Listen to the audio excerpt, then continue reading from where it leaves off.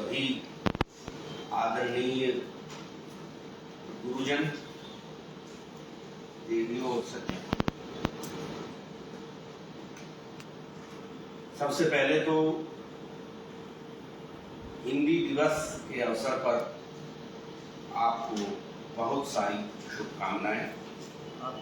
मैं आपको भी करता हूँ कि आप लोगों ने आज हिंदी दिवस जैसा कोई समारोह भी यहाँ जरूर किया होगा। मैं उसमें उपस्थित होने से वंचित हो गया। खैर, आप लोग अभी लंचित होके आए हैं और ये जो प्राय मैं कहा करता हूँ, जो लंचोत्तर सत्र होता है, ये थोड़ा सा झपकी वाला सत्र होता है और खास करके अध्यापकों के लिए, क्योंकि अध्यापकों को बोलने की आदत होती है, सुनने की इतनी नहीं होती। फिर भी डॉक्टर साहब आपके इस पूरे बैच की बड़ी प्रशंसा कर रहे हैं कि साहब बहुत ही अनुशासित और बहुत ही जिसे कहते हैं जिज्ञासु और कर्मशील ये बैच है। तो इसके लिए मैं आप सबको बधाई देता और आपका ये कार्यक्रम समापन की ओर है, इसलिए ये तो नहीं कहूंगा कि हैदराबाद में आपका स्वागत करता हूं लेकिन फिर भी उम्मीद करता हूं कि हैदराबाद में आपका प्रवास सुखद रहा होगा। मैंने वानोडे सर से बैठने के लिए इसलिए कहा कि उन्होंने मुझे बुलाया है, तो उनके प्रति कृतज्ञता उनकी उपस्थिति में प्रकट करना मेरा कर्तव्य बनता है। डॉक्टर वानोडे से मेरा परिचय अचानक हो गया था। वर्धा में आप अपने किसी मित्र से मिलने के लिए वहां आए हुए थे।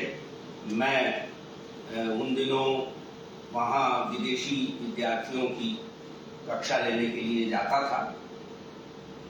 तो उस समय आपसे भेंट हुई। महात्मा गांधी अंतर्राष्ट्रीय हिंदी विश्वविद्यालय के विदेशी विद्यार्थियों से संबंधित जो विभाग है उसमें, और उसके बाद हम लोगों का परिचय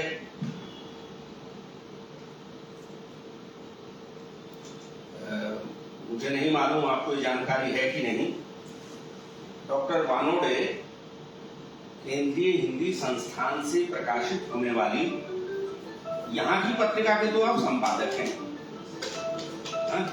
आप लोगों को मालूम ही होगा उसका नाम समन्वय दक्षिण, नहीं है उन लोगों से लेकिन बड़ी महत्वपूर्ण, इससे इसकी तुलना में बहुत अधिक महत्वपूर्ण है एक पत्रिका जिसे मैं समझता हूं शायद आरंभ करने का श्रेय आपको ही है एक तरह से, प्रवासी जगत, जो कि प्रवासी हिंदी साहित्य पर केंद्रित पत्रिका है और अंतर्राष्ट्रीय एक तरह से सम्मानित पत्रिका है अंतर्राष्ट्रीय स्तर पर। उसके आप आदि संपादक में कहना चाहूंगा, शायद है उचित होगा, अनुचित नहीं होगा ये। तो ऐसे मित्र हमारे जब हैदराबाद में आए, तब से हम लोग लगातार विभिन्न सारस्वत कार्यक्रम में मिलते रहते हैं। उन्होंने आज मुझे याद किया। मेरा सौभाग्य है आपके दर्शन का सुयोग इस बहाने मुझे मिला।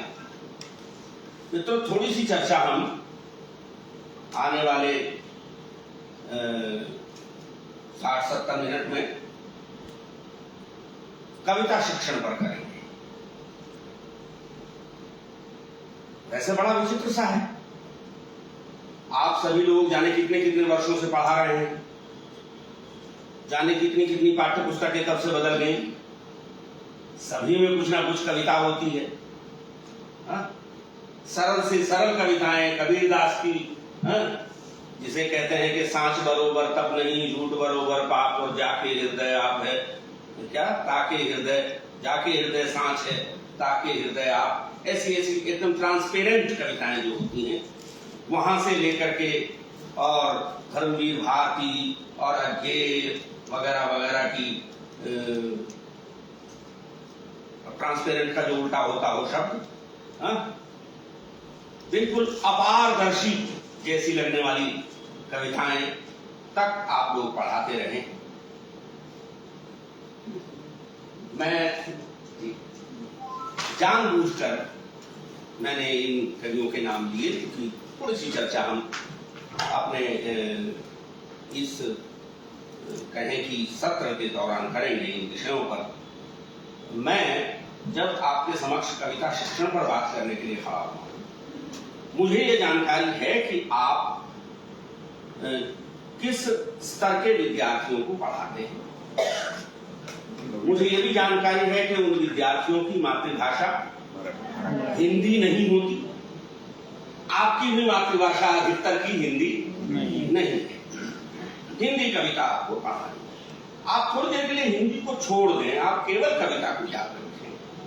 हमें कविता पढ़ानी है, और पढ़ाना तो बाद की बात है। पहली चीज होती है कि हमें कविता स्वयं पढ़नी और आत्मसात करनी। जब हम कविता की बात करते हैं या कविता शिक्षण की बात करते हैं, तो शिक्षण से पहले मैं तो ये प्रश्न अपने आप से करना चाहता हूं कि कविता क्यों पढ़ाई जाए, और वो भी ऐसे बच्चों को जिनकी हिंदी दूसरी या तीसरी भाषा है, उन्हें हम कविता क्यों पढ़ाते? प्रथम भाषा वालों को भी क्यों पढ़ाते? कविता की परिभाषा ही है साहब, वह रसात्मक वाक्य होता है। वाक्यम रसात्मकम काव्यम।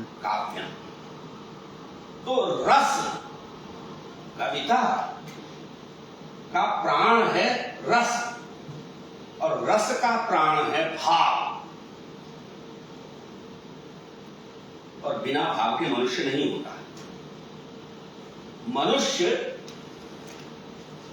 होने के लिए ये जो हाथ पैर मुंह आंख नाक हैं, ये तो जरूरी चीजें हैं ही जो हमें पशु से अलग करती होंगी कि हम रीढ़ के बल सीधे खड़े हो सकने वाले, दो पैरों पर खड़े हो सकने वाले प्राणी हैं।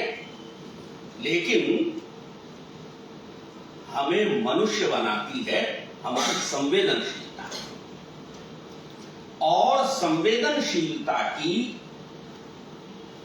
सर्वाधिक प्रखर, मुखर, प्रभावशाली, हृदयस्पर्शी, मर्मस्पर्शी अभिव्यक्ति कविता है।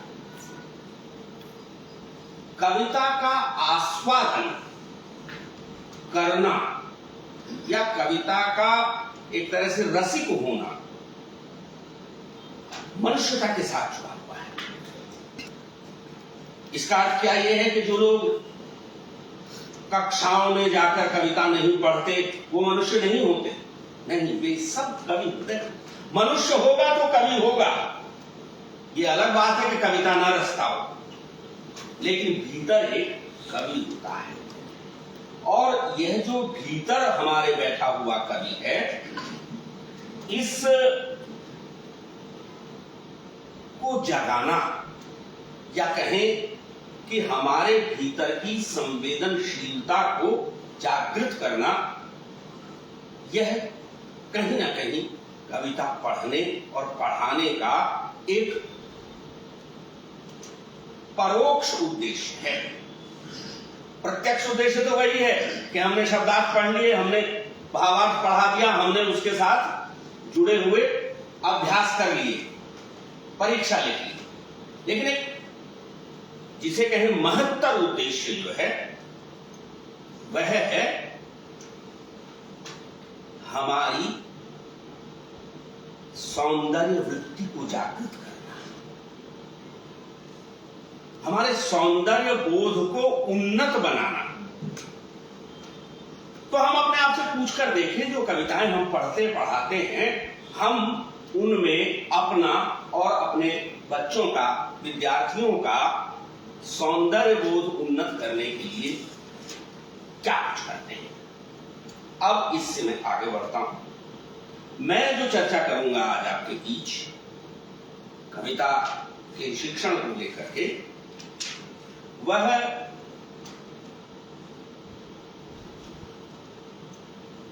तीन या चार बिंदुओं को लेकर आपसे बात करूंगा।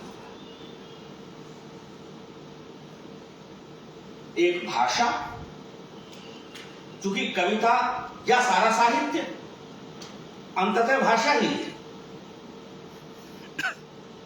कविता या साहित्य भाषिक कला है, वर्बल आर्ट। एक बड़ी सुंदर परिभाषा है कविता की। सुंदरतम शब्दों का सुंदरतम संयोजन, best words in best order. शब्द चयन, तो पहली चीज भाषा है। भाषा का एक पक्ष हम लेंगे, थोड़ी सी चर्चा करेंगे इस सीमित समय में। दूसरी चीज, जब हम कविता की बात करते हैं, हम साहित्य की बात करते हैं, हम भाषा की बात करते हैं, तो जरा सा इधर जो हमारी राष्ट्रीय शिक्षा नीति 2020 आई है, उस पर जरा सा ध्यान दें। वो कहती है कि इस नई राष्ट्रीय शिक्षा नीति का उद्देश्य, वैसे तो सभी शिक्षाओं का उद्देश्य बेहतर मनुष्य बनाना है। आप कह सकते हैं पहली चीज बेहतर नागरिक बनाना, बेहतर मनुष्य बनाना, और फिर वो और आगे बात बढ़ करके यहां आती है कि विश्व मानव बनाना। आज हम हर चीज में ग्लोबल की बात करते हैं ना, तो ये विश्व मानव होने का अर्थ क्या है? वही चीज है कि जो संवेदना की बात अभी हम कर रहे थे, उसका इस तरह से विकास और विस्तार हो कि हम इस विश्व में बंधुत्व का अनुभव कर सकें। शिक्षा का अगर ये उद्देश्य है, तो अब फिर हम वापस कविता पर लौटते हैं या भाषा पर लौटते हैं। तो कविता शिक्षण और भाषा शिक्षण का एक उद्देश्य कहीं ना कहीं संस्कृति शिक्षण है। तो दूसरा आयाम भाषा, पहला भाषा और दूसरा संस्कृति। और जब हम संस्कृति की बात करते हैं तो उसके तीन विभिन्न आयाम हैं। एक उसका आयाम लोक संस्कृति का है, एक दूसरा आयाम जो बड़ा महत्वपूर्ण है वह है पौराणिक संदर्भों का, या जिसे हम कह सकते हैं मिथकों का संदर्भ। क्यों मैं इसे कह रहा हूं? आपके सिलेबस की किसी कविता को ध्यान में रख के कह रहा हूं, उस पर हम थोड़ा सा विचार करेंगे। और भाषा, संस्कृति,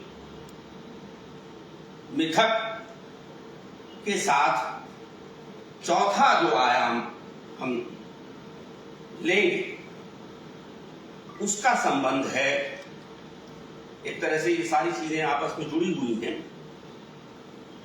दर्शन से। तो मैं ये चार शब्द यहां लिख दूं ताकि भटकूं नहीं। हाँ, हम अध्यापकों को भटकने की बहुत आदत होती है ना। आप भी अध्यापक हैं, मैं भी अध्यापक हूं। हाँ, भटक जाते हैं, समय ध्यान नहीं रहता।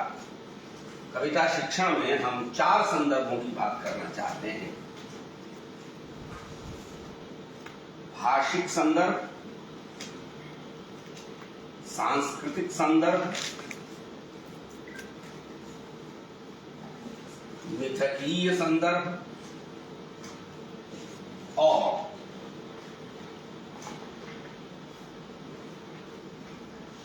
चौथा क्या कहते हैं, दर्शन, दार्शनिक संदर्भ।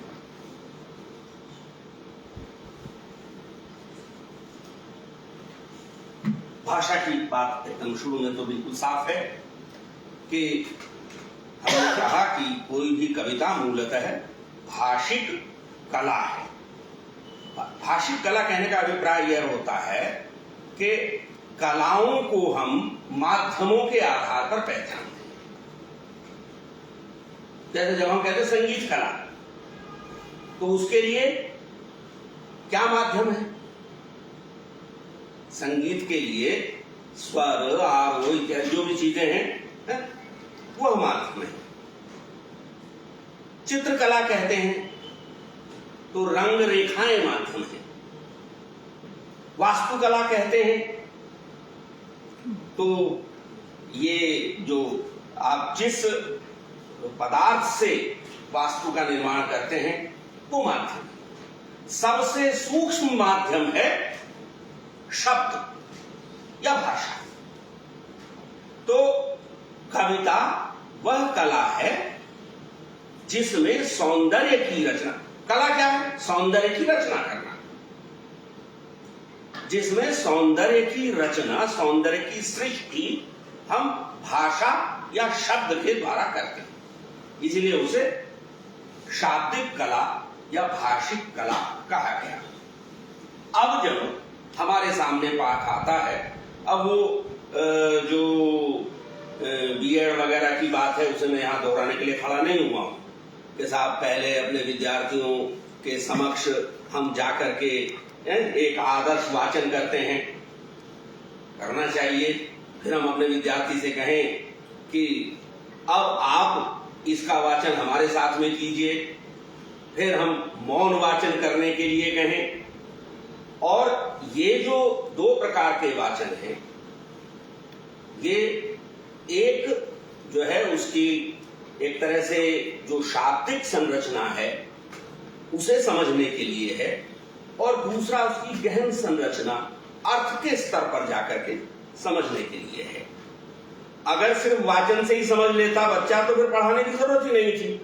तो वाचन का अर्थ तो असल में यह है कि हम कविता में विद्यार्थी को प्रवेश कराना चाहते हैं, और यहां सीधा सा है कि हम उससे यह कह सकते हैं कि भाई अब आप जो आपने 2 बार वाचन कर लिया है, एक बार मुखर वाचन और एक बार मौन वाचन, अब और कुछ नहीं तो कम से कम जो शब्द आपको समझ में नहीं आ रहे हैं, जिन्हें आप कहते हैं अपरिचित शब्द, नए शब्द, जो नए और अपरिचित शब्द हैं, क्योंकि पाठ का एक उद्देश्य भाषिक योग्यता बढ़ाना है, चाहे वो गद्य का पाठ हो चाहे पद्य का पाठ हो। अब भाषिक योग्यता बढ़ानी है तो कुछ नए शब्दों से उसे परिचित कराना है।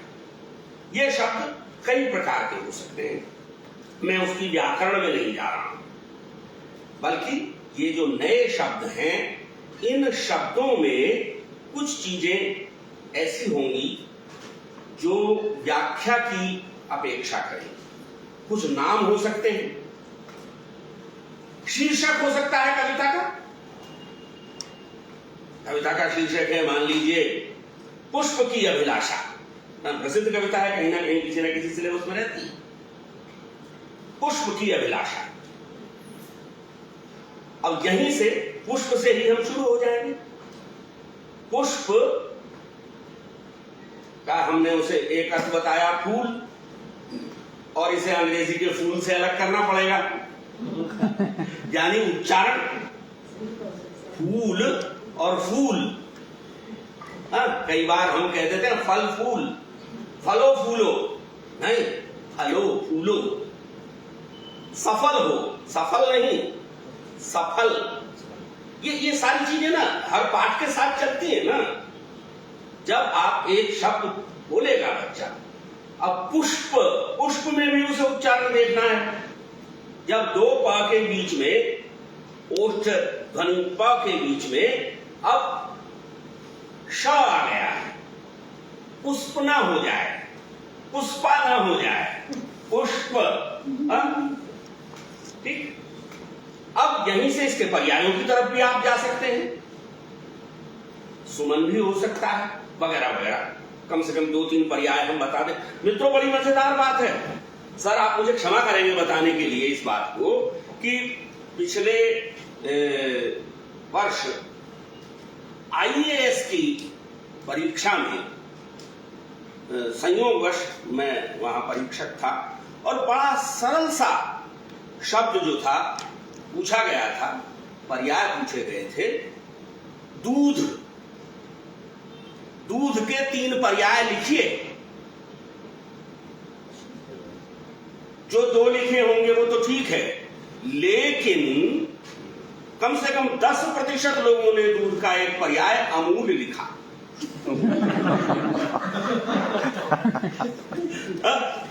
अमूल पीता है इंडिया। तो अब उन्हें यही नहीं मालूम है कि अमूल किसी ब्रांड का नाम है, कि अमूल दूध का पर्याय अमूल पीता है इंडिया, तो ठीक है, दूध पीता है। तो अब ऐसे वक्त क्या करते हैं अध्यापक लोग, आप भी अध्यापक हैं, परीक्षक जब होते हैं और कोई गलती होती है तो किसे गाली देते हैं? छात्र को नहीं देते। कैसे मास्टर है। तो खैर 10 लोग बैठे हैं और ऐसी चीजें आती हैं तो फिर उसमें चर्चा भी होती है, हंसते भी हैं। हमेशा होता है, आप लोग भी जब कभी स्पॉट वैल्यूएशन के लिए जाते होंगे तो ये बात होती है। खैर मैं पर्याय की बात कर रहा था, तो शब्दों के पर्याय की बात हो सकती है वहां पर।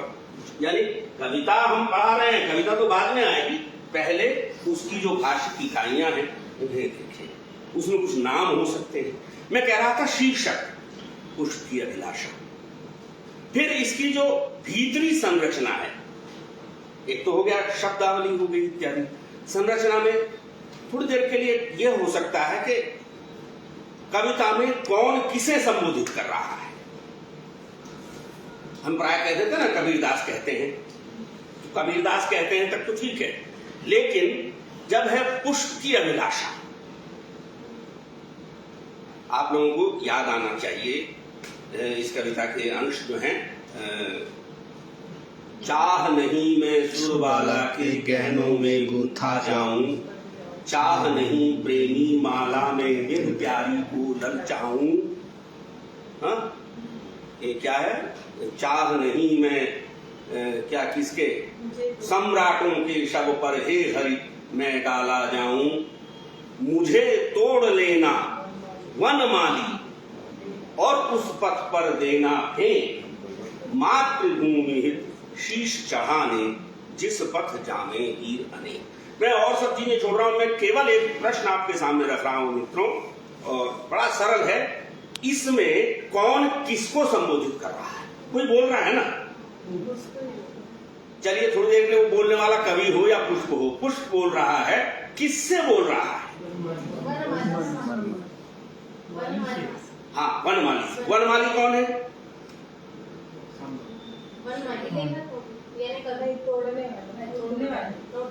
मुझे तोड़ लेना वनमाली है, या माली आवत देखकर कलियन करी, तो माली। लेकिन आप थोड़ा सा इस माली से, वनमाली से ऊपर की पंक्ति देखें। चाह नहीं सम्राटों के शव पर हे हरि, किसे संबोधित कर रहा है? भगवान, ईश्वर को। वही तो माली है, और वो कौन सा माली है? वनमाली, वनमाला धारण करने वाला कृष्ण। ये कविता कृष्ण को या विष्णु को या हरि को संबोधित है, और हम इसे केवल माली तक, तो ये तो अर्थ के 2 स्तर है। माली को भी संबोधित है, पुष्प माली को संबोधित कर रहा है, लेकिन पुष्प पुष्प नहीं है ना, पुष्प पुष्प नहीं है। पुष्प तो देश प्रेमी कोई व्यक्ति है, और उससे पहले जो लोग बलिदान हो गए उन बलिदानियों के पैरों में बिछने को तैयार है। यानी अब इसी यही जो है इस भाषा के साथ ही आपके जो अर्थ के उपकरण हैं, सौंदर्य के उपकरण हैं, वो जुड़ जाएंगे। अभी मैंने कहा कि कुछ नाम हो सकते हैं, पात्र इत्यादि हो सकते हैं, फिर प्रतीक या रूपक अथवा कहें अप्रस्तुत विधान जो उसका है वह इसके साथ जुड़ता है। जब आप उस स्तर पर पहुंचेंगे कविता के तो कविता का अर्थ विस्तृत हो जाएगा। ये जरूरी नहीं कि आप अपने विद्यार्थी को उन सारी बारीकियों से परिचित कराएं, लेकिन संकेत तो देना चाहिए। और फिर ये कि हम स्वयं उसका आस्वादन कर लें। और भी चीजें हो सकती है, जैसे कुछ सह प्रयोग होते हैं, किस शब्द के साथ कौन आता है। अभी किसी ने कहा कि साहब तो ये होता है ना आपका फेसबुक वगैरह, उस पर लोग अपनी कविता या लघु कथा वगैरह डालते रहते हैं। उस पर कमेंट लिखने वाला क्या लिखता है? बहुत सुंदर। हाँ, ठीक है, कविता सुंदर हो सकती है, लेकिन किसी कुछ अतिरिक्त बुद्धिमान लोग होते हैं, उन्होंने कहा कि चलिए कविता को आपने सुंदर कहा, स्वादिष्ट न कहा। आप स्वादिष्ट भी कह सकते थे। रस होता है, आस्वादन किया जाता है। तो यह है असल में, अगर संयोजन जो दो शब्दों के होते हैं वो अगर गड़बड़ा जाए तो व्यंग्य पैदा हो जाता है। सह प्रयोग जो है, अभी मैं जो कविता चर्चा करूंगा आपसे उसमें इस विषय को मैं लूंगा। दूसरी चीज है संस्कृति। एक संस्कृति होती है भाषा की अपनी संस्कृति। जब हम हिंदीतर भाषी को हिंदी पढ़ा रहे हैं तो हमें उसे हिंदी की संस्कृति से भी परिचित कराना पड़ेगा। अंग्रेजी में यू से काम चल जाता है, हिंदी में तू तुम आप तीनों हैं। किसके साथ तू जाएगा, किसके साथ तुम जाएगा और किसके साथ आप जाएगा। और जब ये तू तुम आप बनेंगे तो इनका जो कहना चाहिए कि क्रिया रूप क्या होगा। कहीं ऐसा तो नहीं रचनाकार एक पंक्ति में किसी को तू कह के संबोधित करता है, अगली पंक्ति में उसी को तुम कह के संबोधित कर रहा है।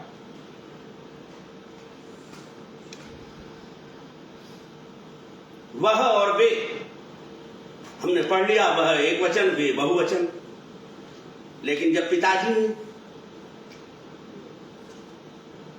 हाँ, पिताजी के लिए बताना है, बेटा तुम्हारे पिताजी घर पर हैं, तो क्या जवाब देगा बच्चा? वे नहीं है या वे हैं? तो वे एक वचन है कि बहुवचन है? तो वे जो है, अब यहां प्रयोग के स्तर पर यह सांस्कृतिक अंतर है। मैं कहना यह चाह रहा हूं कि तू तुम आप जैसे या वह वे जैसे या इस इन जैसे या ये एक बड़ा सुंदर प्रसंग है। यहां जो इफ्लू English and foreign language university है, वो पहले उसको सीफेल कहते थे, centre for English and foreign languages, कुछ इस तरह से। उसमें थे प्रोफेसर शिवेंद्र किशोर वर्मा, बहुत पहले किताब का था वो, काफी पहले। उनका एक व्याख्यान सुनने का मौका मिला। एक बड़ा सुंदर उन्होंने प्रसंग बताया कि वही उसी तरह से जैसे वह और वे का है कि कुछ संस्कृतियां जैसे हिंदी के कुछ प्रांत ऐसे हैं जहां अभी भी पत्नियां पति का नाम नहीं लेती। मुझे नहीं पता मराठी में ऐसा है कि नहीं है। तो अब उस पति को यह और ये या वे कह के काम चलाती हैं। तो वो जो पति के नाम के स्थान पर ये या वे का इस्तेमाल करना, ये भाषिक संस्कृति या हमारे रिश्ते नातों के नाम है। तो कविता में कहीं वो चीज आती हो तो उसको हमें बताना पड़ेगा, एक चीज। दूसरा है जो हमारा सांस्कृतिक, जिसे आप कहें कि एक परंपरा वाला ट्रेडिशन। तो ट्रेडिशन से अगर कविता कहीं जुड़ती है, अभी हमने जैसे कहा कि जब आप वनमाली की बात करेंगे तो वनमाली का अर्थ जब कृष्ण आप कर रहे होंगे तो वो सांस्कृतिक संदर्भ है कि जिस कविता पर हम चर्चा करेंगे उसमें कुछ आएगा। इसी का दूसरा एक कहें कि पक्ष है और वह है विभिन्न पुरा कथाएं, पौराणिक कथाएं, मिथक या चली आती हुई गाथाएं हमारे पास बहुत सारी हैं, जिनके कारण हम कहते हैं कि साहब गणेश जी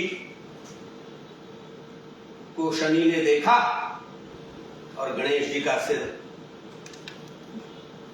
कट गया और शायद कट के इतने टुकड़ों में बंट गया कि उसकी चिकित्सा संभव नहीं थी, जबकि उस जमाने में एक ऐसी चिकित्सा शायद रही, हम नहीं जानते। ये मिथ है। मिथ का अर्थ जो है न वो सच है न वो झूठ है। एक हाथी का सिर काट करके विष्णु लाते हैं और फिर वो सिर जो है वहां जोड़ करके उसकी प्लास्टिक सर्जरी शायद कर दी जाती है, जो कुछ भी किया गया हो। अब ये एक पक्ष है। एक और पक्ष है इसमें, हाथी कैसा होना चाहिए। तो कहानी मालूम है आपको कि यानी आपको ऐसे बच्चे का सिर लेकर के आना है, हाँ, कि जिसकी मां ने दूसरी तरफ मुंह फेर रखा हो। अगर मां की रक्षा प्राप्त है बच्चे को तो सुदर्शन में शक्ति नहीं है कि वो बच्चे का सिर काट ले। अब वो हाथी जो है, मादा हाथी दूसरी तरफ मुंह करके सोई हुई है, लेटी हुई है, और ये हाथी जो है, बच्चा जो है, ये असुरक्षित है और उसका सिर लेकर। अब बताइए ये चीज कहीं संस्कृति में, मिथक में गुथी हुई है और फिर उसके बहुत सारे अर्थ निकलते हैं। तो हमें अपनी परंपरा से जो पौराणिक संदर्भ प्राप्त हुए हैं, कई बार वे बाहर के भी हो सकते हैं, यदि कविता में कहीं है उन्हें खोलना पड़ेगा। इसे भी मैं इसीलिए संक्षेप में जानबूझ करके छोड़ रहा हूं, आगे आएगा। दर्शन, छोटा सा दोहा, छोटी सी साखी, छोटा सा पद कबीर का आप लें। पानी केरा बुदबुदा असमानुष की जात। मनुष्य का यह अस्तित्व पानी के बुलबुले के समान है, क्षणभंगुरता। तो जीवन की क्षणभंगुरता कहीं हमारे किसी दर्शन से जुड़ती है जाकर। तो उस दर्शन का संदर्भ जो है वह वहां उस कविता को स्पष्ट करने के लिए जरूरी है कि ये केवल अकेले कबीर की कल्पना नहीं है, ये मेरे देश की एक दार्शनिक मान्यता है कि यह फिर या फिर ये कि शरीर मरता है, आत्मा नहीं मरती। एक वाक्य कह दिया, लेकिन शरीर मरता है, आत्मा नहीं मरती, अर्थात आत्मा का एक दर्शन। ये एक दार्शनिक संदर्भ है, भारत की परंपरा से जुड़ा हुआ। इतनी सारी बातें कहने के साथ अब मैं एक कविता की तरफ आता हूं। आप बता सकते हैं मैं किस कविता की तरफ आ रहा हूं? कुछ स्थानों पर वो कक्षा 8 में है। मुझे आश्चर्य होता है कि इतनी जटिल कविता कक्षा 8 में क्यों है। आपके यहां मुझे पता नहीं वो 8 में है कि किस में है। धर्मवीर भारती की कविता है।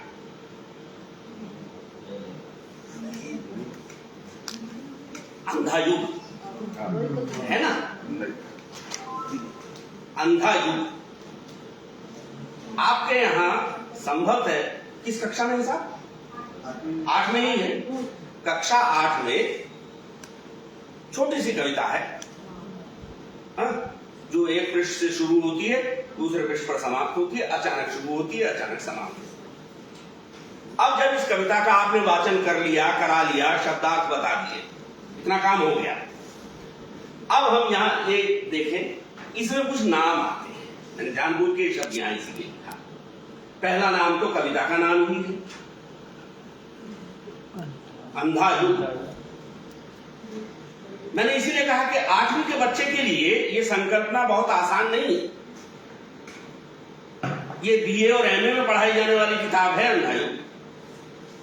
लेकिन कभी कभी होता है कि शायद पाठ्यक्रम बनाने वालों में कोई बंबई के रहे हों और उन्हें धर्मवीर भारती प्रिय हो, या उन्होंने धर्मवीर भारती के साहित्य पर एमफिल या पीएचडी की हो, तो नहीं भारती जरूर कोर्स। अरे तो भारती कोर्स में रखना तो कुछ और दूसरी कविता रख लेते।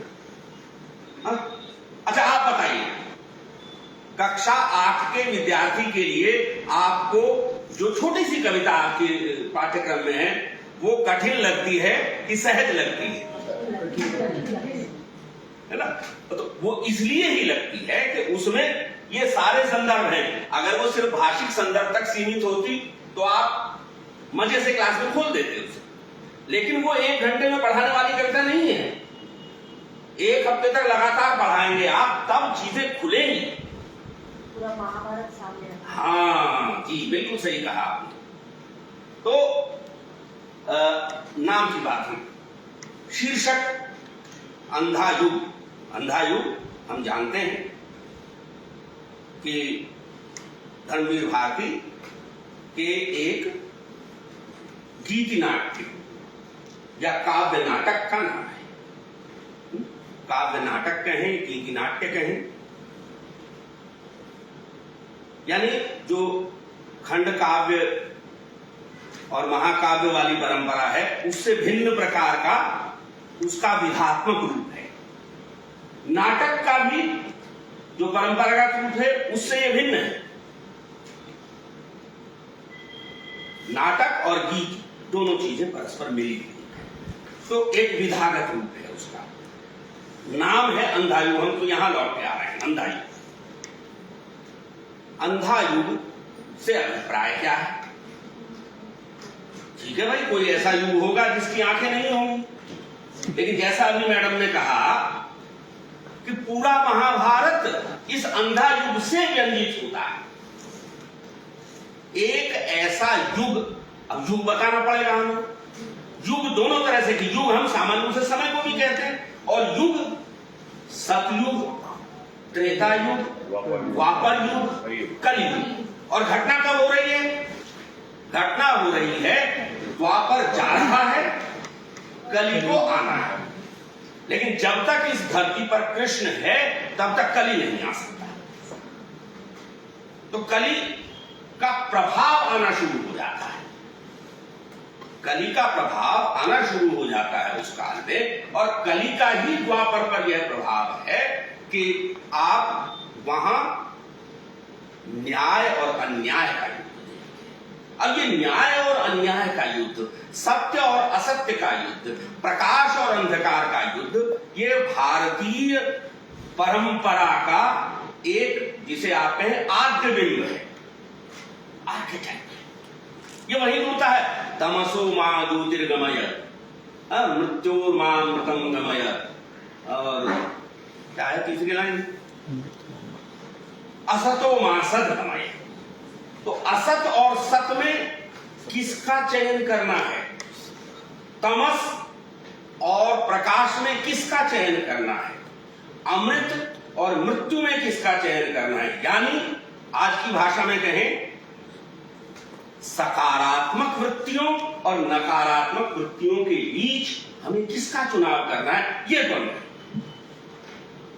तो द्वंद्व तो पुराना है, लेकिन समस्या यह है कि एक ऐसा समय आ गया है जब अधिकतम शक्तियां जो हैं, जिनके जो शक्ति संपन्न हैं, वे नकारात्मक के पक्ष में खड़े हैं, नकारात्मक प्रवृत्तियों के पक्ष में खड़े हैं, और सकारात्मक प्रवृत्तियों के पक्ष में, यानी 5 के सामने 100 खड़े हैं, लेकिन उस 5 के साथ एक कृष्ण खड़े हैं। अंधा युग उस पूरे युग को कवि कहता है जिसमें वहां वो प्रतीक फिर वहां जुड़ता है कि एक की तो आंखें नहीं है जन्म से, और दूसरे ने पट्टी बांध ली।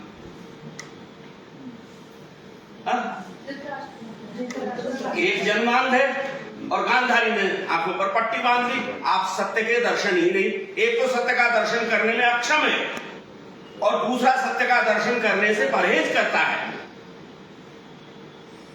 तो परिणाम क्या होगा? परिणाम महाभारत होगा। मैं ये तो ऐसा है कि चाहे इस पर जितना प्रवचन कर लीजिए, इस विषय को थोड़ा सा आगे बढ़ाता हूं यहां से। तो अंधा युग अंधकार युग है, अंधा युग अविवेक का युग है।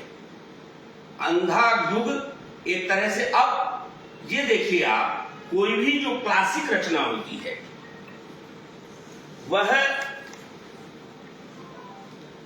युग की दृष्टि से 3 युगों में देखती है। पहला एक वह युग जो उसमें वर्णित होता है, यानी यहां वह युग वर्णित है जब, मैं पूरे अंधा युग की बात कह रहा हूं फिलहाल, अंधा युग गीतनाट्य की, वह आरंभ होता है महाभारत के 18वें दिन से, अंतिम दिन से, और समाप्त होता है कृष्ण की मृत्यु के साथ। हम मृत्यु शब्द का प्रयोग ईश्वर के साथ नहीं करना चाहते, निर्वाण या पता नहीं क्या क्या, मोक्ष या अपने लोक को चले गए वगैरह कहते हैं, लेकिन कवि ने मरण शब्द का प्रयोग किया है। ये जो यहां हमने सह प्रयोग की बात की है, इसके साथ चीज जुड़ेगी। तो मैं कह रहा था, पहली चीज तो वह युग जो रचना में वर्णित है। दूसरा युग वह जो रचना का युग है, रचनाकार का युग है। एक रचना का युग है, दूसरा रचनाकार का युग है। रचनाकार का युग क्या है? सन 1954 में लिखी गई, 1954 में लिखी गई रचना के बीज तो पहले से बन रहे होंगे। क्यों लिखी गई, क्यों इस समस्या की ओर रचनाकार आया? क्योंकि रचनाकार ने अपनी युवावस्था में द्वितीय विश्व युद्ध की विभीषिका देखी थी। तो 2 विश्व युद्ध, पहला विश्व युद्ध, दूसरा विश्व युद्ध, और दूसरे विश्व युद्ध में परमाणु शक्तियों का प्रयोग किया जाना, उसके कारण एक युग ऐसा जो कि अंधकार का युग वर्तमान में था, रचनाकार के समय का समकाल जिसे आप कहें।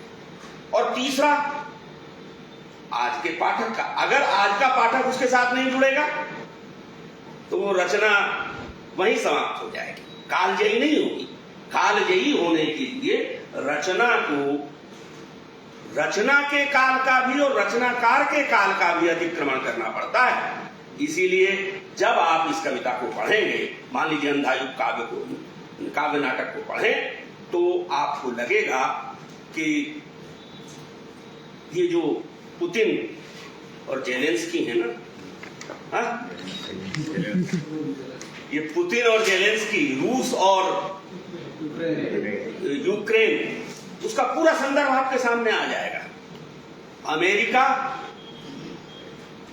का भी, उस जमाने में लोग वियतनाम की बात करते थे, और अभी आप अफगानिस्तान में से अभी तो गया है बाहर का।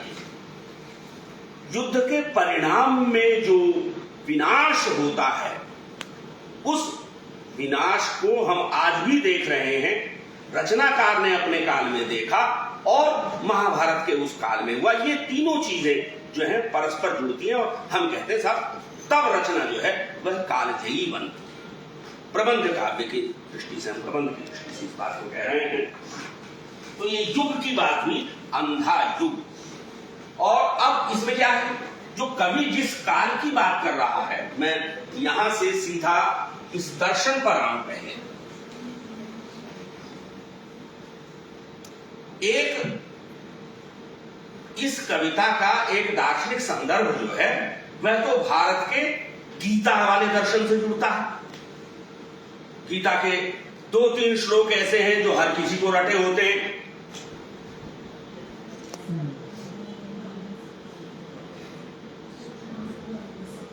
जो इस कविता में बहुत महत्वपूर्ण है। देखिए, जब तक आप उस श्लोक को नहीं समझेंगे कि सर्वधर्मान परित्यज्य मामेकम शरणं व्रज अहम त्वाम सर्व पापेभ्यो मोक्षयिष्यामि मा शुचः। हे अर्जुन, क्या करना है? सर्वधर्मान परित्यज्य, दूसरे जितने रास्ते हैं, धर्म का अर्थ रिलीजन नहीं, दूसरे जितने रास्ते हैं सारे छोड़ दे, एक मेरी शरण में आ जाए। सर्वधर्मान परित्यज्य मामेकम शरणं व्रज, यानी पूरी तरह से मेरे प्रति समर्पित होकर कोई भी कर्म कर, अपने लिए नहीं। अर्जुन ने कह दिया ना कि मुझे अपने रिश्तेदारों को मार करके राज्य नहीं चाहिए, मुझे ना राज्य चाहिए ना मोक्ष चाहिए। जब राज्य और मोक्ष दोनों नहीं चाहिए तब फिर क्यों लड़ूं? तब क्यों लड़ूं? लड़ना है लोक की खातिर। लोक संग्रह शब्द का प्रयोग आता है। लोक की खातिर लड़ने का अर्थ है अर्थात न्याय के लिए लड़ो, न्याय की स्थापना के लिए लड़ो। अब वो अलग बात है, अलग अलग व्याख्याएं हैं, कौन न्याय पे था कौन अन्याय पे था, बड़ा कंफ्यूजन है, वो एक अलग बात है। लेकिन कवि जो है वो आस्तिक कवि है। तो एक चीज ये कि ईश्वर जो उसके प्रति समर्पित है उसके पापों को क्षमा कर देता है। अहम त्वाम सर्व पापेभ्यो मोक्षयिष्यामि मा शुचः। सोचने की जरूरत नहीं, चिंता की जरूरत नहीं। आपको अगर मुक्त होना है चिंताओं से, पश्चाताप से, पाप के बोध से, गिल्टी कॉन्शियसनेस से, तो यह देखें कि क्या हमने कर्म अपने लिए किया या लोक कल्याण के निमित्त किया। यदि लोक कल्याण के निमित्त किया है तो कृष्ण कहते हैं कि मेरी शरण में आओ और मैं तुम्हें सब पापों से मुक्त कर दूंगा। अब इसके समांतर देखिए, एक मान्यता है कि ईसा मसीह, आप कहेंगे ईसा मसीह तो यहां है ही नहीं, लेकिन ईसा मसीह को सूली पर या क्रॉस पर क्यों चढ़ना पड़ा? और ईसा मसीह ने क्रॉस पर चढ़ के क्या किया? तुम्हारे सारे पापों को मैं अपने ऊपर लेकर के तुम्हें मुक्त करने के लिए भगवान का बेटा क्रॉस पर चढ़ गया ताकि उसके फॉलोअर्स जो हैं वे पाप मुक्त हो सके। अब आप देखिए, ये दोनों मिथ जुड़ गए हैं। यहां आपने वह कविता पढ़ी है, उस कविता में कृष्ण की मृत्यु का वर्णन है और कृष्ण की मृत्यु का जो है एक तरह से दो व्याख्याएं कृष्ण की मृत्यु की हैं। एक व्याख्या यह है कि कृष्ण ने कायर की तरह मरकर अच्छा नहीं किया, जानबूझ करके अपने आप को मरने के लिए छोड़ दिया, कोई और रास्ता ही नहीं था, ऐसा लगता है। लेकिन दूसरी ओर कृष्ण मरते समय कहते क्या हैं?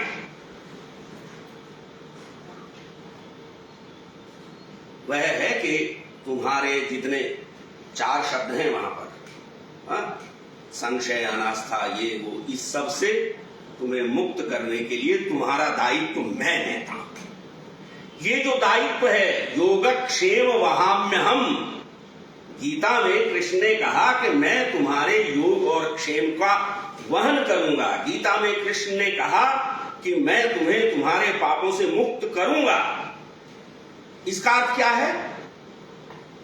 ईश्वरवाद है। आज का जो समय है, जिस समय कवि रचना रच रहा है, वह ईश्वरवाद के खंडित होने का समय। वह समय अनास्था का। युद्ध के बाद देखा भयंकर रूप से, द्वितीय विश्व युद्ध के बाद, कि यह सारा का सारा क्या है, समय है थोड़ा बहुत अभी नहीं पता नहीं, सारा का सारा जो कहें कि ताम झाम है मनुष्यता की, सभ्यता का, वह एक पल में नष्ट हो रहा है। तो इससे मूल्यों के प्रति एक अनास्था पैदा होती है। जब हम देखते हैं कि सत्य हार रहा है, न्याय पराजित हो रहा है, तो क्या हमें असत्य और अन्याय के पक्ष में चले जाना चाहिए? ये हमारे समय का तंत्र है। तो यह जुड़ता है अस्तित्ववाद से। अस्तित्ववाद में क्या खास चीज है? अस्तित्ववाद की अनेक कल्पनाओं, अनेक स्थापनाओं में से एक स्थापना है, मनुष्य अपने स्वर्ग और नरक का निर्माता स्वयं होता है। कल तक ईश्वर था, मोक्ष दे सकता था। अब ईश्वर की मृत्यु हो गई, इसलिए मैंने कहा मरण शब्द का प्रयोग किया है। नीचे जो दार्शनिक हैं, उन्होंने कहा कि या तो ईश्वर था नहीं, और अगर था तो मर चुका, और मैंने उसे मरते हुए देखा। असल में लोगों ने द्वितीय विश्व युद्ध के समय मनुष्यता के रूप में ईश्वर को मरते हुए देखा। ईश्वर में आस्था समाप्त हो गई। एक ऐसी स्थिति आई। वो अलग बात है कि मलबे में से हमेशा मनुष्यता फिर से खड़ी हो जाती है, फिर से खड़ी हो गई, वो एक अलग बात है। लेकिन ये जो चीज है अस्तित्ववाद की, कि अपने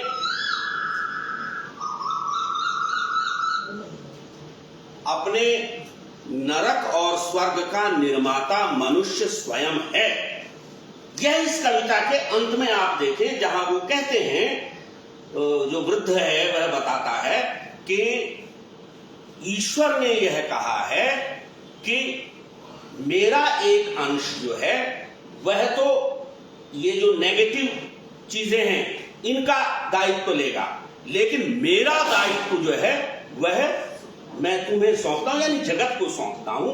और तुम, यानी कौन है आगे जो अंश आपके इस पाठ में नहीं है, अगली पंक्तियों में वह आता है कि वह व्यक्ति, ऐसा व्यक्ति जो कि सकारात्मक शक्तियों के पक्ष में खड़ा होगा, वही मनुष्यता को बचाने के दायित्व का वहन करेगा। तो इस तरह दार्शनिक दृष्टि से यह रचना एक तरफ गीता के दर्शन के साथ जुड़ती है, भाग्यवाद और कर्मवाद और मोक्षवाद और ईश्वरवाद से जुड़ती है, और दूसरी तरफ अनीश्वरवाद और अस्तित्ववाद के साथ। अब ये बीच की एक चीज और है, मिथक। हालांकि इसकी चर्चा हम आपसे कर चुके, लेकिन इसे मैं फिर से आपके सामने कहना इस रूप में चाहूंगा। अभी पिछले दिनों गुजरात जाने का मौका मिला, तो एक स्थान है भालका तीर्थ। भालका तीर्थ है ना भाई? हाँ सर। हाँ, क्या हुआ वहां? भालका भल्ल से बना, भल्ल है तीर, भाला। वह स्थान जहां व्याध ने तीर चला करके, और कृष्ण का जो पैर जो है, जो उसे दूर से लग रहा है कि ये हिरन है कोई, तो उसको लक्ष्य बनाया। कहानी उस तरह से है। लेकिन यहां क्या है कि ये जो जब लक्ष्य बनाया जाता है, उस समय अश्वत्थामा देख रहा है। अब यहां फिर वो चीज आएंगी जो मैंने कहा था, नाम। इन पात्रों को हमें पहचान करानी पड़ेगी बच्चे। पहला पात्र है इसमें युयुत्सु। युयुत्सु शब्द का अर्थ है युद्ध करने का इच्छुक, जुझारू होना चाहिए उसे, और वो है जुझारू, और सत्य के पक्ष में खड़ा होता है। आप देखें कि हम कहते तो बहुत हैं कि न्याय के और सत्य के पक्ष में चले जाओ, लेकिन न्याय के और सत्य के पक्ष में यदि कोई अपने पक्ष को छोड़कर जाता है तो उसकी क्या गति होती है। विभीषण के बारे में आपको मालूम है ना। तुलसी की दृष्टि में विभीषण बहुत बड़े भक्त हैं, लेकिन लोक की दृष्टि में घर का भेदी लंका ढाले। वह भ्रातृद्रोही है और रावण उसे यह कहकर पुकारता है। भक्ति की दृष्टि से वो परम भक्त है, ठीक है, राम की शरण में आया है, ठीक है, राम शरणागत वत्सल है, उन्होंने उसे स्वीकार किया और ये भी कह दिया, वही जैसे कृष्ण ने कहा कि अहम त्वां सर्व पापेभ्यो मोक्षयिष्यामि मा शुचः, के सन्मुख होई जीव मोहि जबहि, जन्म कोटि अविनाशहि तबहि। गीता वाली बात है। मेरी ओर जीव जैसे ही उन्मुख होता है, असल चीज है कि हम ईश्वर की ओर उन्मुख हों। हम तो पीठ किए दिए रहते हैं उसको, और जब हम उसकी ओर मुख करते हैं तो जन्म कोटि अविनाशहि तबहि, वह हमारे जन्मों के पापों को नष्ट कर, ये आस्तिक अवधारणा है, अधारणा है जो भी। तो लेकिन लोग तो यही कहता है कि साहब नहीं, विभीषण ने उचित नहीं किया। अब ऐसा ही युयुत्सु है। आप बार बार कहते हैं नहीं साहब, अरे कमाल है जी, भीष्म ने अन्याय का साथ क्यों दिया, द्रोणाचार्य ने अन्याय का साथ क्यों दिया, क्यों नहीं उन्होंने पाला बदल लिया। अगर ये लोग पाला बदल लेते तो शायद युद्ध ना होता। या तो दुर्योधन को ठीक करते, नहीं तो पाला बदल ले, लेकिन नहीं बदला। एक आदमी ने बदला, उसका नाम युयुत्सु। युयुत्सु ने कहा कि नहीं भाई, मैं तो अन्याय के पक्ष में नहीं लड़ूंगा। वह पांडवों की तरफ चला गया। कौरव है, 100 भाइयों में से एक है, वह पांडवों की तरफ चला गया और पांडवों की तरफ जाकर के उसने खूब युद्ध लड़ा, खूब लोगों को, कौरव पक्ष के वीरों को मारा। उसे उधर सम्मान भी मिला, लेकिन जब वह अपने घर लौटता है तो गांधारी ये नहीं कहती कि देखो मेरा एक बेटा बचा हुआ है, एक तो बचा हुआ है और वो इसलिए बचा है कि सत्य के पक्ष में खड़ा था। नहीं, यह कुलद्रोही है। लोग उसे जूते पत्थर मारते हैं, सम्मान नहीं करते उसका। क्यों? ये भी गीता बताती है, स्वधर्मे निधनम श्रेय परधर्मे भयावह। आपको जो कर्तव्य मिला है वहां अगर आप मारे जाते हैं तो वीर गति बताई जाती है,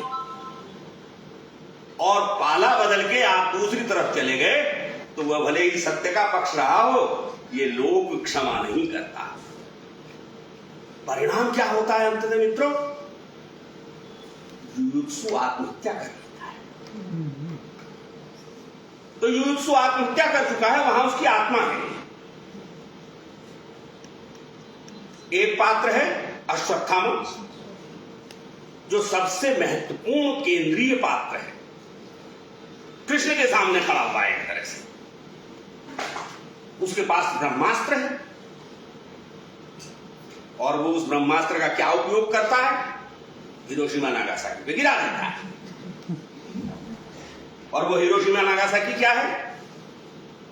जिस हिरोशिमा नागासाकी पर बम गिराया गया था, आज भी वहां विकलांग बच्चे पैदा होते हैं। ये बात कहीं प्रतीक रूप में देखिए कि वह अस्त्र उत्तरा के गर्भ पर गिरता है। भ्रूण हत्या, तो भ्रूण हत्या के इस पाप का या इस अपराध का दंड यह दिया जाता है कि उससे उसकी मणि छीन ली जाती है, और मणि छीन लेने के बाद उसे कृष्ण शाप देते हैं कि तेरे पूरे शरीर में पीव हो जाए, हा? और तू अमर रहे। आप देखिए, ये वास्तव में क्या है? अपराध बोध। तू अपराध बोध से भरा रहे, बदबू से भरा रहे, सब कुछ से नफरत करें, लेकिन तू मरे नहीं। अश्वत्थामा विकल होकर के पृथ्वी पर घूम रहा है जब से, और तब तक जिस दिन कृष्ण का जो है मरण दिखाया गया है। वह अनुभव करता है कि जब कृष्ण के पैर में वो तीर लगा, उससे जो खून निकला, वो खून ठीक वैसा ही बदबू भरा, पीऊ भरा था जैसा कि अश्वत्थामा के घावों से निकल रहा था। और फिर वो कहता है, इसके बाद मुझे बड़ी शांति महसूस हुई। क्या हुआ? अब इसका फिर वही आध्यात्मिक और दार्शनिक अर्थ चुकता कि कृष्ण ने कहा है कि जुजुत्सु, संजय और अश्वत्थामा जैसे लोगों के अपराधों को मैं अपने ऊपर ले लूंगा। कृष्ण ने वो उसके अपराध अपने ऊपर ले लिए, और जब कृष्ण के शरीर से वो पीव निकला तो स्वयं एक शांति का अनुभव अश्वत्थामा को होता है। ये मनोविज्ञान आ जाता है कहीं ना कहीं कि अब तक वो जिन कुंठाओं में भरा हुआ था, जिस अपराध बोध से भरा हुआ था, आज उसे कृष्ण की मृत्यु के साथ उससे मुक्ति मिलती है। तीसरा पात्र जो है, जो यहां प्रकट नहीं है, वह है संजय। संजय कौन है? आप जानते हैं, संजय को दूरदृष्टि प्राप्त हुई। संजय को दूरदृष्टि प्राप्त हुई, और संजय ने, यानी संजय भविष्य को देख सकता था, वर्तमान को देख सकता था, लेकिन सिर्फ देख सकता था, इन्वॉल्व नहीं था। संजय इधर से देख रहा है और उधर सुना रहा है, अपने आप इन्वॉल्व नहीं है। परशुराम की प्रतीक्षा में दिनकर लिखते हैं, समर शेष है नहीं पाप का भागी, केवल व्याध जो तटस्थ हैं समय लिखेगा उनका भी अपराध। तो तटस्थता भी अपराध होती है कभी। आप जानते हैं उचित क्या है, बल्कि आपको मालूम है क्या होने जा रहा है, दूर से आप देख रहे हैं, लेकिन आप इसे रोकने का कोई प्रयास नहीं कर रहे। केवल माध्यम भर बन के मीडिया है। अब आप अपनी टीआरपी बनाए जा रहे हैं, वहां मर्डर हो रहा है और हम यहां से मोबाइल से फोटो खींचे जा रहे हैं, और कल को उसे अपलोड कर दिया और पूरे देश में मारकाट मच गई। अपराध। संजय अपराधी है लेखक की दृष्टि में, कवि की दृष्टि में।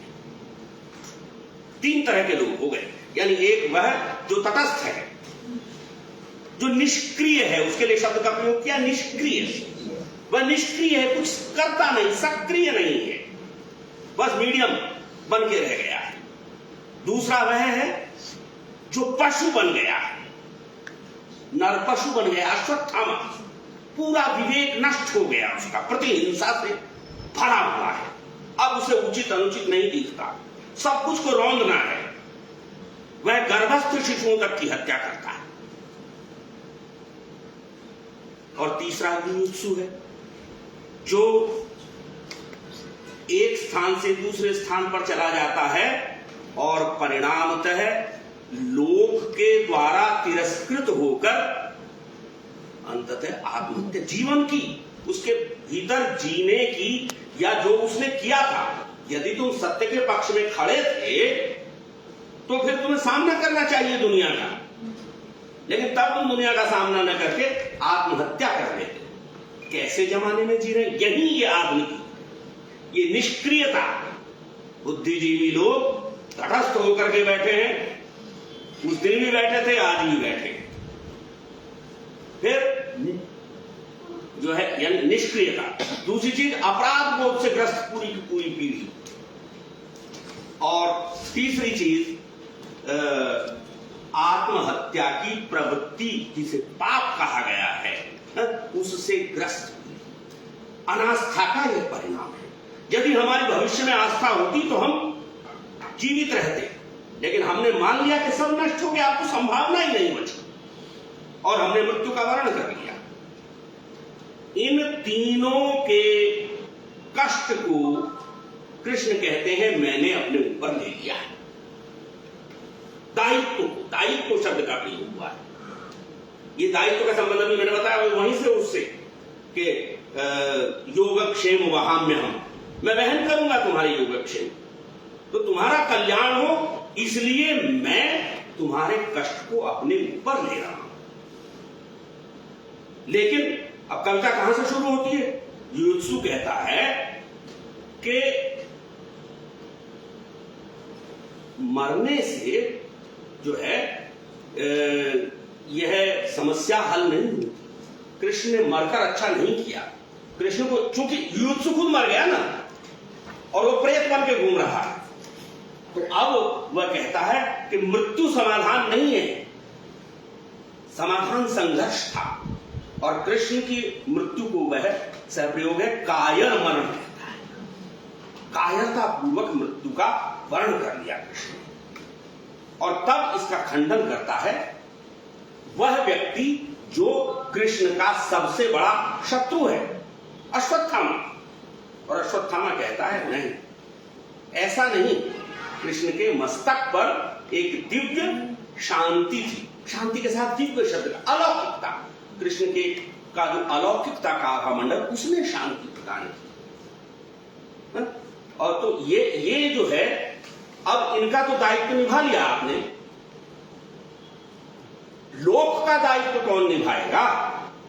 इसका समाधान अब इसमें एक है वृद्ध व्यक्ति।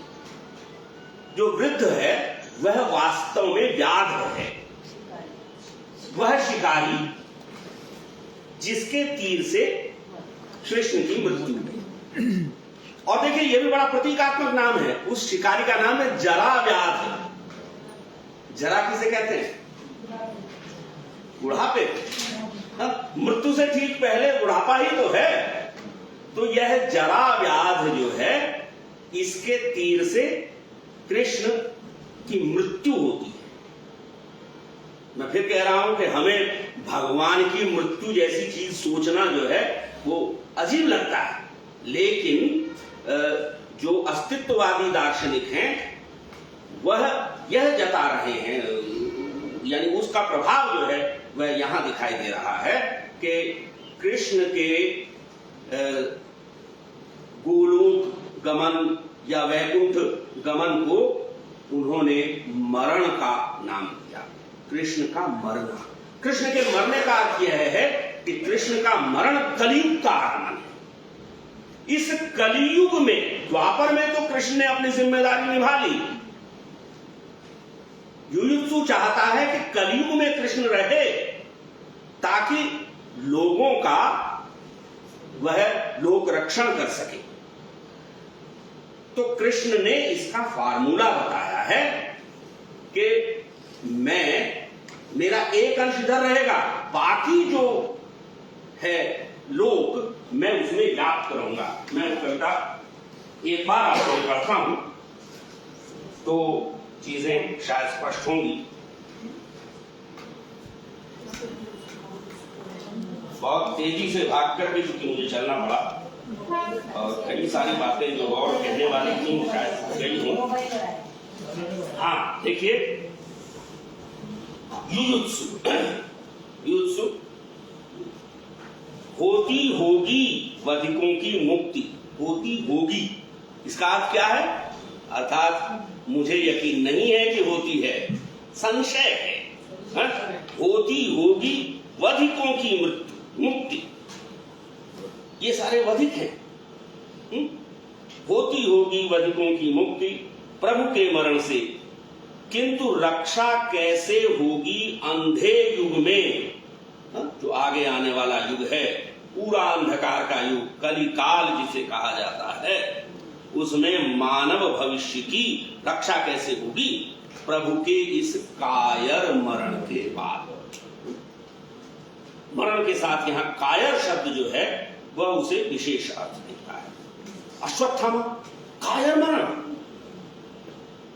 मेरा था शत्रु वह, लेकिन कहूंगा मैं दिव्य शांति छाई थी उसके स्वर्ण मस्तक पर। देखिए यहां भी दो सहप्रयोग हैं।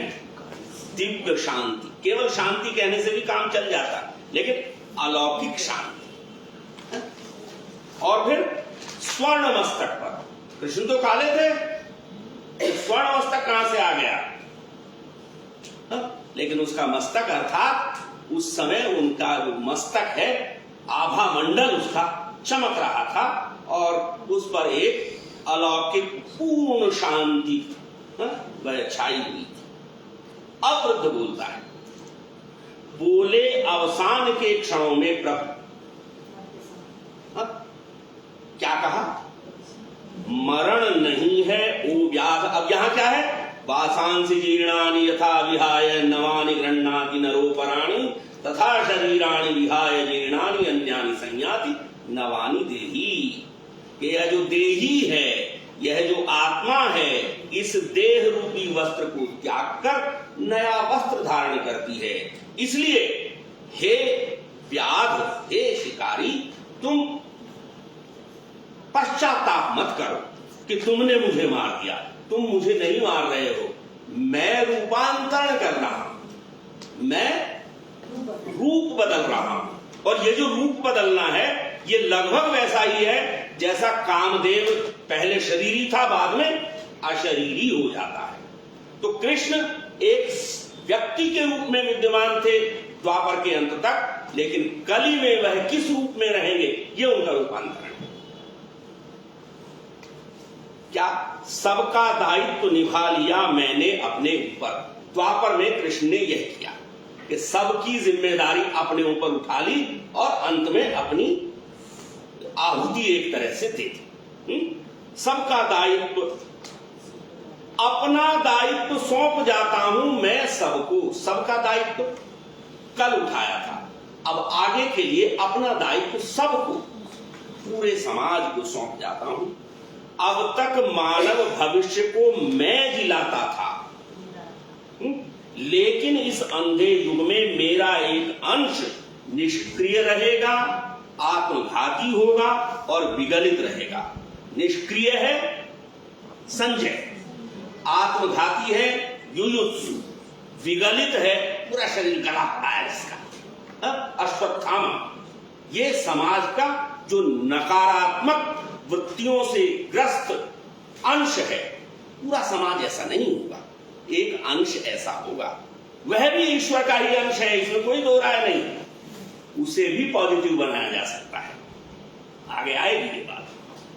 संजय युयुत्सु अश्वत्थामा की भांति, क्योंकि इनका दायित्व लिया है मैंने इनका दायित्व लिया। बोले वे, लेकिन शेष मेरा दायित्व लेंगे बाकी सभी समाज के इन नकारात्मक वृत्तियों वाले लोगों के अलावा जो सकारात्मक सोच के विवेकमान लोग होंगे, वे मेरा दायित्व लेंगे। अर्थात वे ईश्वर के प्रतिनिधि हैं। ईश्वर जो कल सदैव था, अब इस पूरी जनता के मन में व्याप जाएगा। ऐसा ये महाभारत नहीं है, ये अंधा युग है। ये कल्पना किसकी है? धर्मवीर भारती की है, व्यास का वचन नहीं है। अब क्या है? मेरा दायित्व वह स्थित रहेगा हर मानव मन के उस वृत्त में। मनुष्य के मन का, अब वृत्त के दो अर्थ हैं। वृत्त माने सर्किल, यानी सीमित एक क्षेत्र, और वृत्त माने चरित्र। राम तुम्हारा वृत्त स्वयं ही काव्य है, कोई कवि बन जाए सहज संभाव्य वृत्त चरित्र। तो मनुष्य के चरित्र में यानी मर्यादाशीलता, विवेक इत्यादि जो है सकारात्मक वृत्तियां, हर मानव मन के उस वृत्त में जिसके सहारे वह अपनी परिस्थितियों का अतिक्रमण करते हुए ये कि अपनी आंतरिक वृत्तियों को वह इस रूप में जगाएगा कि विपरीत परिस्थितियां उपस्थित होने पर वह उनके सामने समर्पण नहीं करेगा, आत्मसमर्पण नहीं करेगा। इन तीन लोगों जैसे रास्ते नहीं चुनेगा। वह युयुत्सु नहीं बनेगा, वह संजय नहीं बनेगा, वह अश्वत्थामा नहीं बनेगा, बल्कि सभी परिस्थितियों का अतिक्रमण करते हुए नूतन निर्माण करेगा पिछले ध्वंसों पर। अगर जापान हार मान करके बैठ गया होता उस बमबारी के बाद में, तो फिर आज तो ये धरती पे नाम ही ना होता कहीं। लेकिन वह आज विश्व की एक बड़ी शक्ति के रूप में हमारे सामने खड़ा है। मर्यादा पूर्ण अब बताते हैं, देखिए क्या है। प्राय हम कृष्ण की बात जब करते हैं तो कहते हैं नहीं साहब, कृष्ण तो मर्यादा से संबंध नहीं है कृष्ण का, तो कृष्ण तो लीला पुरुषोत्तम है। लेकिन अंधा युग का कृष्ण जो है वह मर्यादा, सारी गड़बड़ी यही है कि मर्यादाएं टूटी, इसीलिए तो महाभारत हुआ। मर्यादाएं न टूटती तो महाभारत होना ही नहीं था।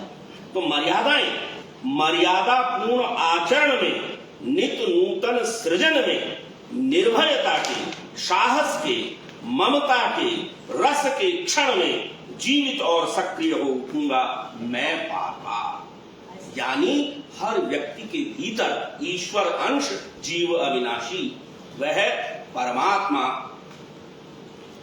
यानी धर्मवीर भारती का जो कृष्ण है, वह यह कह रहे हैं धर्मवीर भारती के कृष्ण कि मैं शरीर न रहने पर भी हर किसी के मन में रहूंगा। और इस प्रक्रिया के द्वारा, जो प्रक्रिया बताई गई परिस्थितियों का अतिक्रमण करने की प्रक्रिया, इसके द्वारा मैं बार बार जीवित होऊंगा। और देखिए ये क्या है, अभ्युत्थान धर्मस्य क्या है, क्या यदा यदा ही धर्मस्य ग्लानिर्भवति भारत है, अभ्युत्थान धर्मस्य संभवामि युगे युगे। ये है संभवामि युगे युगे, जीवित और सक्रिय हो उठूंगा मैं बार बार, संभवामि युगे युगे। तब अश्वत्थामा कहता है उसके इस नए अर्थ में क्या हर छोटे से छोटा व्यक्ति विकृत, अर्ध बर्बर, आत्मघाती, अनास्था में अपने जीवन की सार्थकता पा जाएगा। जो कृष्ण ने कह दिया कि मैंने तुम्हारा दायित्व ले लिया, तुम अब मुक्त हो, तो क्या ये जो नकारात्मक वृत्तियों वाले लोग हैं ये भी सार्थकता प्राप्त कर सकेंगे? इसका उत्तर है निश्चय ही। इसका अर्थ क्या है? अपराध बोध की आवश्यकता नहीं है, उससे बाहर निकलो। पशुता की आवश्यकता नहीं है, उससे बाहर निकलो। निष्क्रियता की आवश्यकता नहीं है, उससे बाहर निकलो। वे हैं भविष्य, किंतु हाथ में तुम्हारे हैं, तुम्हारे अपने हाथ में हैं। कल क्या कहा था कृष्ण ने? कल कृष्ण ने कहा था कर्म करना तुम्हारे हाथ में है। क्या है वो? कर्मण्येवाधिकारस्ते मा फलेषु कदाचन। फलों की जिम्मेदारी तो मेरी है, कर्म तुम्हारे हाथ में है। लेकिन यहां पुरुषार्थ अधिक महत्वपूर्ण हो गया है। वो कहते हैं कि वे हैं भविष्य, किंतु हाथ में तुम्हारे हैं, तुम्हारे अपने हाथ में है, तुम्हारे अपने वश में है। आप अपना भविष्य कैसा बनाना चाहते हैं, यह आपके अपने हाथ में है, क्योंकि मैं तो तुम्हारे भीतर हूं ही। जिस क्षण चाहो उनको नष्ट करो, जिस क्षण चाहो उनको जीवन दो, जीवन लो। यानी ये जिसे मैंने अभी थोड़ी देर पहले आपसे कहा था कि अस्तित्ववाद ये कहता है कि प्रत्येक मनुष्य अपने स्वर्ग और नरक का निर्माता स्वयं होता है। चयन आपने खुद गलत रास्ता चुना और जाकर के कुएं में गिरे और कहें कि मुझे तो भाग्य ने यहां गिरा दिया, जबकि दूसरा व्यक्ति जो मेरे साथ जा रहा था वो तो उधर सड़क के ऊपर चला गया और मंजिल पर पहुंच गया। आपके चयन की गलती है, आप क्या चुनते हैं, और ये चुनने की जो स्वतंत्रता है, अस्तित्ववाद कहता है कि तुम्हारे पास ही चुनने की स्वतंत्रता है। तो यह जो चुनने की स्वतंत्रता है उसी को यहां इस तरह से व्यक्त किया कि जिस क्षण चाहो उनको नष्ट करो, जिस क्षण चाहो उनको जीवन दो, जीवन लो। मेरे ख्याल से आपके पाठ्यक्रम में यहीं तक है। आगे का अंश जरा सुन लीजिए, तब और स्पष्ट हो जाएगा आपको। संजय कहते हैं किंतु मैं निष्क्रिय अपंग हूं। संजय का क्या हुआ था, एक बार तो संजय को देख करके अश्वत्थामा ने उनको पर हमला कर दिया। वो बेचारे वैसे बड़ी मुश्किल से कृपाचार्य वगैरह ने उन्हें बचाया। उसके बाद वो गांधारी, कुंती और धृतराष्ट्र के साथ वन में चले जाते। वो लोग कैसे मरे थे मालूम है ना? वन में आग लग गई थी, दावानल। अब वो तीनों लोग दावानल में मर गए।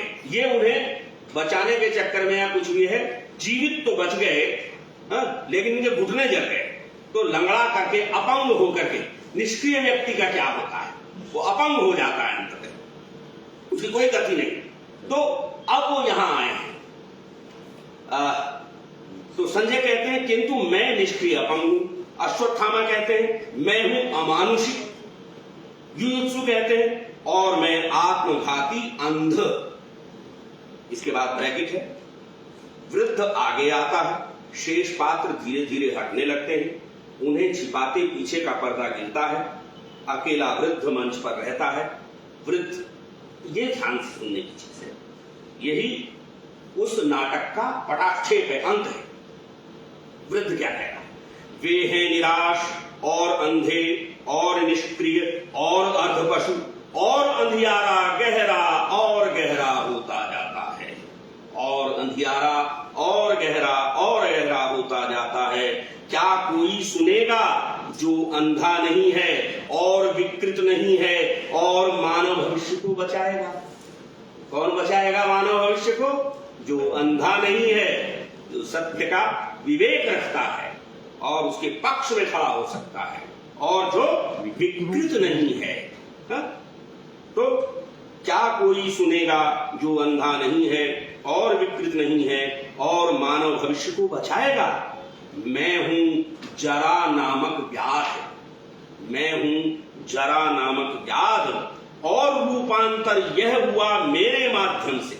कृष्ण का रूपांतर जो हुआ है लोक के रूप में, और रूपांतर यह हुआ मेरे माध्यम से।